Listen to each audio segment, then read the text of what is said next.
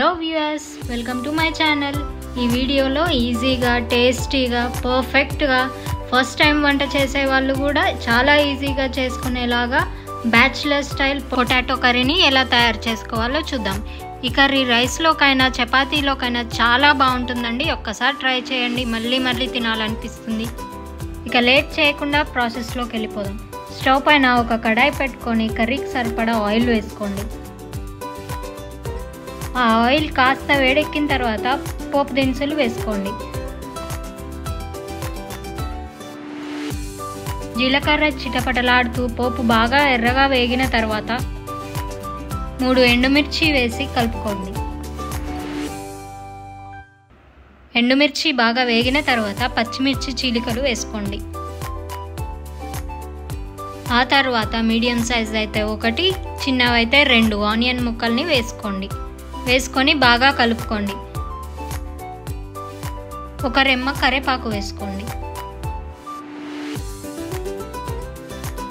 కరివేపాకు చిటపటలాడిన తర్వాత 1 స్పూన్ అల్లం వెల్లుల్లి పేస్ట్, చిటికెడు పసుపు వేసి ఉల్లిగడ్డలు గోల్డెన్ షేడ్ వచ్చేంత వరకు వేపుకోండి.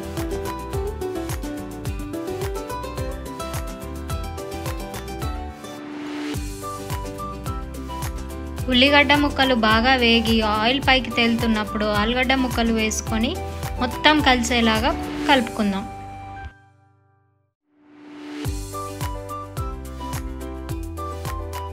ఆలుగడ్డ ముక్కలు తొందరగా ఉడకడం కోసం చిటికెడు ఉప్పు వేసుకొని మొత్తం ఒకసారి అంతా కలిసేలాగా కలుపుకొని మూత పెట్టేసుకోండి.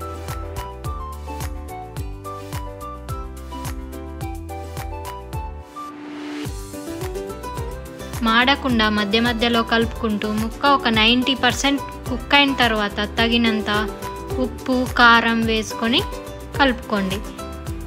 ఉప్పు ముక్కలు ఉడికేటప్పుడు వేసుకున్నాం కాబట్టి ఇప్పుడు చూసుకొని వేసుకోండి. కారం కూడా మీకు తగినట్టు వేసుకొని కలుపుకోండి.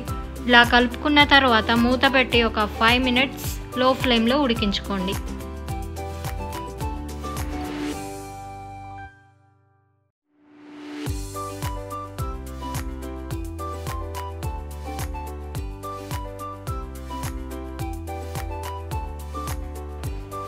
ఫైనల్గా 1 స్పూన్ ధనియాల పొడి వేసుకొని బాగా మిక్స్ చేసుకొని ఒక 2 minutes లో ఫ్లేమ్లో ఉంచి స్టవ్ ఆఫ్ చేసుకోండి. చూసారుగా ఎంత ఈజీగా డెలీషియస్గా ఉందో ఈ ఆలు కర్రీ రెసిపీ. తప్పకుండా ట్రై చేయండి. నచ్చితే లైక్ చేయండి, షేర్ చేయండి, కమెంట్ చేయండి.